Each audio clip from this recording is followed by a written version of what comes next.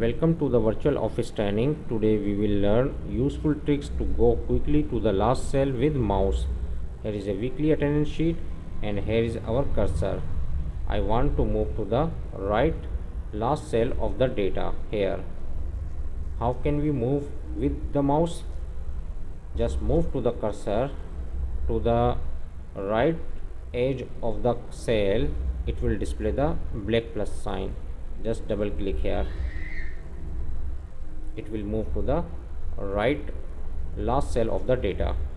If you want to move last bottom data, you have to double click bottom edge of the cell. Just double click here. It will move to the bottom last cell data. If you want to move first left data, just double click left edge of the cell. It will move to the first left data. If you want to move top cell of the data, just double click top edge of the cell. It will move to the top edge. That's way you can move cursor to the last cell with the mouse. Hope this tip will be very helpful for you. Thanks for watching.